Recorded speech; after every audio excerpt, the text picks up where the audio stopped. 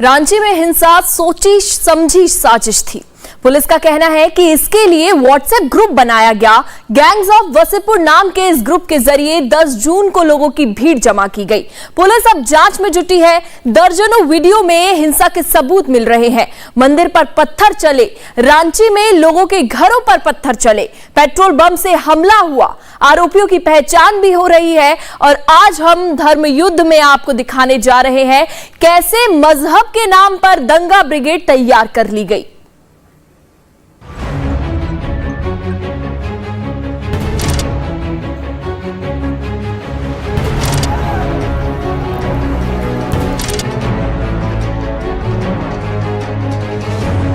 इस्लाम जिंदाबाद बोल के अगर शहीद हुआ,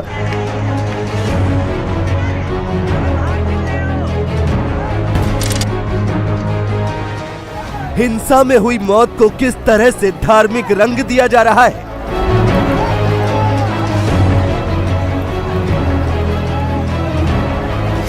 एक 16 साल के लड़के की मौत के बाद सीधे सीधे इसे मजहब से जोड़ा जा रहा है।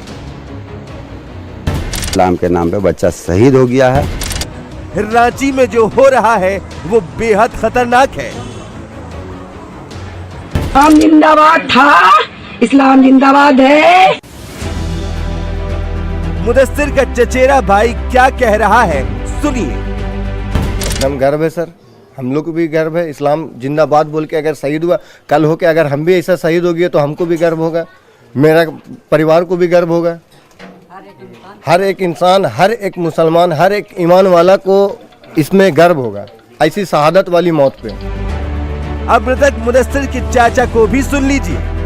उसकी माँ का भी यही कहना है, उसके पापा का भी यही कहना है, लोगों का भी यही कहना है और पूरा दुनिया कह रही है कि इस्लाम के नाम पे बच्चा शहीद हो गया है। वो एक शहीद बच्चा है, ठीक है। और मुसलमान वो कौम है ना कि अभी बता रहे हैं कि अपने धर्म के लिए या अपने देश के लिए कुर्बानी देने से न पहले चुका था, न अब चुकेगा, न कभी और पीछे चुकेगा। रांची में नए तरह का खेल शुरू हो गया है। शहर को शांत करने के बजाय लोग इसमें धर्म का एंगल ला रहे हैं। रांची में 10 जून को हुई हिंसा के बाद पुलिस इलाके में गश्त कर रही है, शांति कायम करने की कोशिश कर रही है,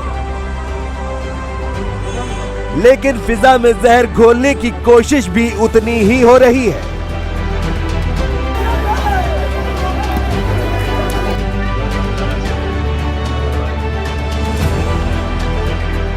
रांची के करबला रोड इलाके में एक अफवाह फैली और लोग सड़क पर इकट्ठा हो गए। रांची के करबला रोड पर आज सड़क पर लोग उतर गए। पुलिस को जानकारी मिली, उसके बाद काफ़ी संख्या में यहाँ पर पुलिसकर्मियों की तैनाती कर दी गई है। आप देखिए ये करबला रोड है और यहाँ पर वज्र वाहन के साथ काफ़ी संख्या में जो रैफ के जवान हैं, इसके अलावा जो झारखंड पुलिस के जवान हैं वो यहाँ पर पहुँचे हुए हैं। दरअसल इस इलाके में यहाँ एक अफवाह किसी ने उड़ा दी कि कुछ लोगों की गिरफ्तारी करने के लिए पुलिस यहाँ पर आई है। ये आप देखिए ये जो सड़क सामने दिखाई दे रही है, यहाँ पर इमारत शरिया का एक बोर्ड भी लगा हुआ है और इसी जगह ये कहा गया कि किसी की गिरफ्तारी करने के लिए पुलिस आ रही है और इसको लेकर लोग यहाँ पर सड़क पर आ गए और यहाँ पर जो पुलिसकर्मी हैं वो लोगों को समझा रहे हैं, ये बताने की कोशिश कर रहे हैं कि ऐसा कुछ भी नहीं हुआ था और लगातार ये कोशिश की जा रही है बताने की कि ऐसा कुछ भी नहीं है। और इसलिए यहाँ पर जो है काफ़ी संख्या में पुलिसकर्मियों की तैनाती भी कर दी गई है और लोगों को समझाने की कोशिश भी की जा रही है। लेकिन पिछले कुछ दिनों में जिस तरह से रांची की जो स्थिति धीरे धीरे सामान्य हो रही थी, लेकिन अभी दोपहर में जिस तरह से सड़क पर लोग जमा हो गए, उसके बाद रांची पुलिस सतर्क हो गई है और जो भी लोग हैं उनको समझाने की कोशिश की जा रही है कि ऐसे अफवाहों पर आप ध्यान न दें।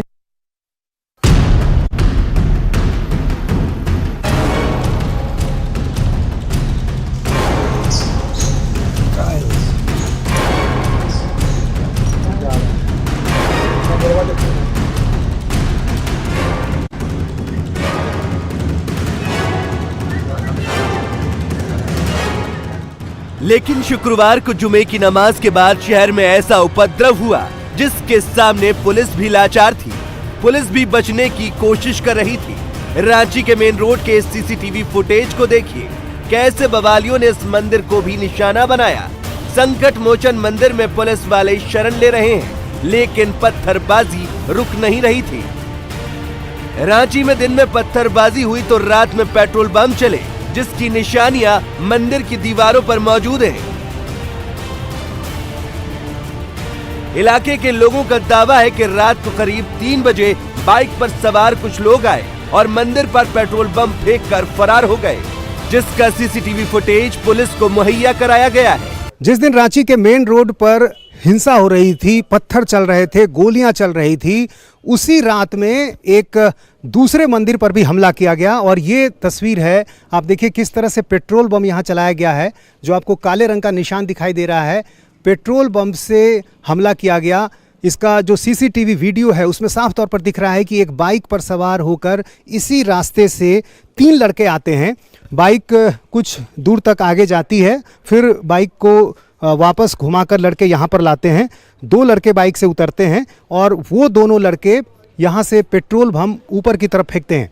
फिर जो एक दूसरा लड़का होता है वो भी बम फेंकता है और इस तरह से 2 पेट्रोल बम फेंके जाते हैं मंदिर के ऊपर। यहाँ जो स्थानीय लोग हैं उनसे बात करते हैं। जो तस्वीरें आ रही हैं, जो वीडियो है, वो साफ तौर पर बता रही हैं कि मंदिर पर पेट्रोल बम फेंका जा रहा है। जी बिल्कुल, उनकी मंशा यही थी कि किसी जिस तरह से भी हो इलाके को डिस्टर्ब किया जाए और दंगा फैलाने की कोशिश की गई। ये बहुत पुराना हमारा मंदिर है, बहुत पुराना। जिस तरह से आप देख रहे हैं, जिस तरह से इस पर हमला किया गया है, ये बीइंग हिंदू ये टॉलरेट नहीं करेंगे। ये हिंदपीढ़ी फर्स्ट स्ट्रीट है, महावीर मंदिर। आप यही समझ लीजिए, ये मंदिर इतना पुराना है कि इस मूर्ति के जो शिल्पकार हैं उन्होंने ही बुंडू के सूर्य मंदिर की ही मूर्ति को शिल्पकारी की है। अच्छा, जब यहाँ पर बम फटा होगा, आवाज़ आई होगी, कि आप लोगों की नींद टूटी उस समय? जी, हम उस समय हम लोगों को जब पता चला तुरंत हम लोग आए, लेकिन तब तक जो है देखा कि यहाँ पर आग की लपटी थी कुछ देर के लिए और लड़के जा चुके थे। अच्छा, आप लोग को क्या पता चला अब तक इसके बारे में? कि कोई आया था उधर से, सामने से आया और मार के चला गया। 3 लड़के थे, इसके अलावा तब तक कोई पता नहीं चला। और आवाज़ क्या बहुत ज़्यादा तेज़ आवाज़? आवाज़ तो नहीं, ज़्यादा तेज नहीं थी, सिर्फ किस तरह की आवाज़ आई आप लोगों को, क्या लगा? बॉटल टूटने की आवाज़ आई और आग जैसे बड़ा सा आग जैसे आवाज़ आता है ना, भप का वैसे आवाज़ आई। जैसे हम लोग तब तक के लिए बाहर आए और सीसीटीवी फिर दिन में खंगाला तो पता चला कि 3 लड़के आए थे और पूर्ण नियोजित तरीके से उन्होंने ये प्लान किया और दंगा भड़काने का काम कर रहे थे। अच्छा, उस समय मंदिर के अंदर भी कोई था? कोई पुजारी था? सुबह 3 बजे तक कोई नहीं था, मंदिर बंद थे, पट बंद था हमारा। दिन में नमाज के बाद पत्थर चले तो रात में पेट्रोल बम। पुलिस की जांच जैसे जैसे आगे बढ़ रही है, शहर में बवाल मचाने वालों के कई वीडियो सामने आ रहे हैं। अब लेक रोड के इस वीडियो को देखिए। उपद्रवी जब मेन रोड से पत्थरबाजी करने के बाद लौट रहे थे तो लोगों के घरों पर पत्थरबाजी की गई।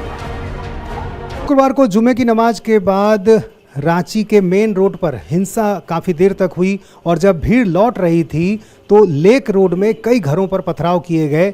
भैरव सिंह के घर पर ईंट पत्थर फेंके गए, राम सिंह के घर पर पत्थर फेंके गए। इसके अलावा कई घरों पर पत्थर फेंकने के साथ साथ वहां हवाई फायरिंग भी की जाती रही। हमारे साथ ऐसे ही एक परिवार की महिला हैं। क्या नाम है आपका? मेरा नाम सुनीता देवी है। जब यहाँ पर भीड़ यहाँ से गुजर रही थी आपके घर के ठीक सामने से, तो घर पर पथराव किया जा रहा था, क्या देखा आपने?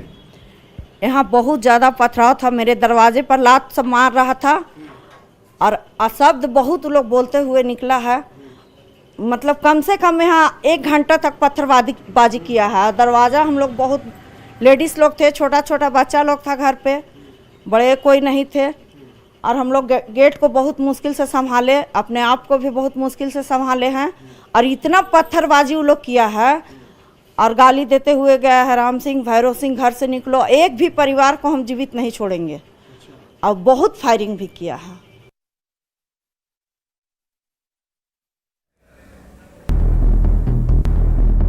रांची में हिंसा के लिए 10 मार्च को बंद बुलाया गया था, तो वहीं हिंसा का प्लान भी पहले ही रचा गया था। बताया जा रहा है कि दंगा करवाने वाला गैंग्स ऑफ वासेपुर का व्हाट्सएप ग्रुप बनाया गया था।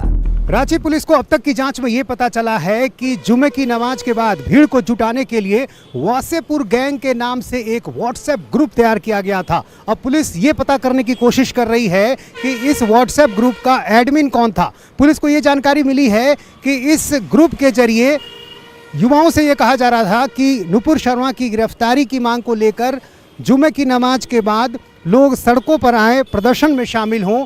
हालांकि कई जो शहर के बुद्धिजीवी मुस्लिम समाज के लोग हैं उनको इस बात की जानकारी थी, सोशल मीडिया पर इस तरह की बातें कही जा रही थी और उनके तरफ से जब इस बात की मनाही की गई, बावजूद इस तरह का जो व्हाट्सएप ग्रुप था वो चलता रहा और उसमें बार बार ये अपील की जाती रही कि प्रदर्शन के लिए सड़कों पर उतरें, जुम्मे की नमाज के बाद कहाँ पर आना है, ये सारी जानकारी दी जाती रही। अब पुलिस ऐसे लोगों को ढूंढ रही है कि क्या इनका बाहर से कोई कनेक्शन तो नहीं है। पुलिस को ये भी जानकारी मिली है कि इनमें कई लोग ऐसे हैं जो रांची के नहीं थे। सीसीटीवी में जो कई तस्वीरें आई हैं उन तस्वीरों के आधार पर यह पता करने की कोशिश की जा रही है कि इस व्हाट्सएप ग्रुप को चलाने वाला और इसके जरिए युवाओं को भीड़ में आने की बात कहने वाले लोग आखिर कौन थे।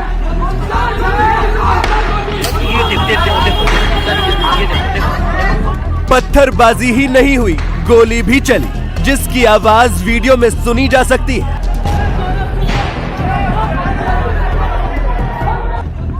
हाथों में पत्थर है, लाठी डंडे हैं, भीड़ का हुजूम है, गोली भी चल रही है।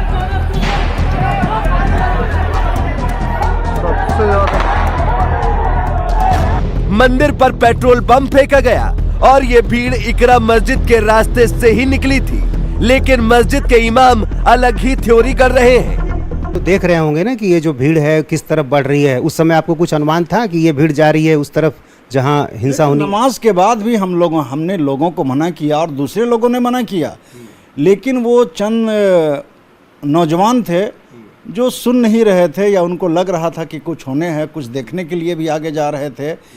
ये सारा हंगामा खड़ा हुआ है टैक्सी स्टैंड संकट मोचन मंदिर के पास से और इस घटना को दबाया जा रहा है। और ये भी कहा गया कि वहाँ पर आखिर मंदिर को क्यों टारगेट किया गया, हनुमान मंदिर, काली मंदिर, जिस तरह से वहाँ हमले किए गए, उनके शीशे तोड़े गए, वहाँ गोली भी चली, तो आखिर इसको लेकर भी सवाल उठ रहे हैं कि आखिर मंदिर को क्यों टारगेट किया गया। क्या ये भी एक वजह है कि शहर में कैसे आग लगाई जाए, कैसे यहाँ पर एक सांप्रदायिक माहौल जो है वो बिगड़े, इसकी भी एक साजिश थी? देखिए, मंदिर से तो पत्थर चलाया गया है और मंदिर में लोग ऊपर छत में जमा थे पहले से और मंदिर से बाज़ाब्ता गोली चली है।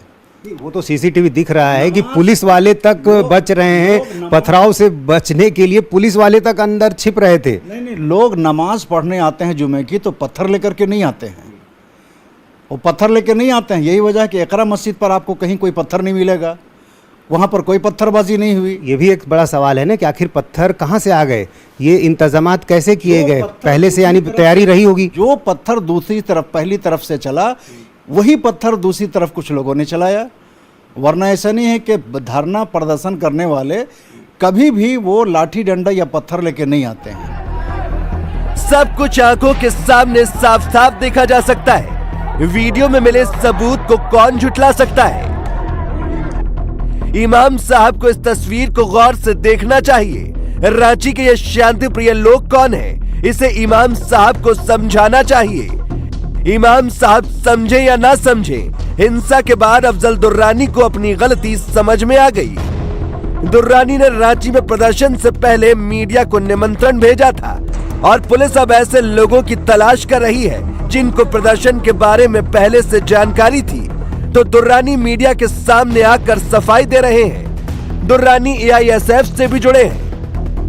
मीडिया में आप भी देख रहे हैं, हम भी देख रहे हैं। हम कहीं यहाँ मस्जिद के बाहर लोग हल्का फुल्का आंदोलन जो करते हैं नॉर्मली, तो मैं 12:26 में 12:30 बजे, जबकि नमाज 12 बजे से चालू हो जाता है जुम्मा में, तो 12:26 में लिखा था कि आप कवरेज कीजिएगा, आप आ जाइएगा। आपने तो बजाबता जो इनविटेशन दिया है, जो तरीका होता है उस तरीके से लिखा है कि सेवा में ब्यूरो चीफ संपादक, पत्रकार, प्रिंट मीडिया, इलेक्ट्रॉनिक मीडिया, और जिस तरह से आमंत्रण दिया जाता है किसी आयोजक की तरफ से, उस हैसियत से, उस तरीके से आपने आमंत्रण दिया है, तो कैसे न माना जाए कि आपके संपर्क उन प्रदर्शनकारियों से थे जिन्होंने उस दिन सड़क पर तांडव मचाया था?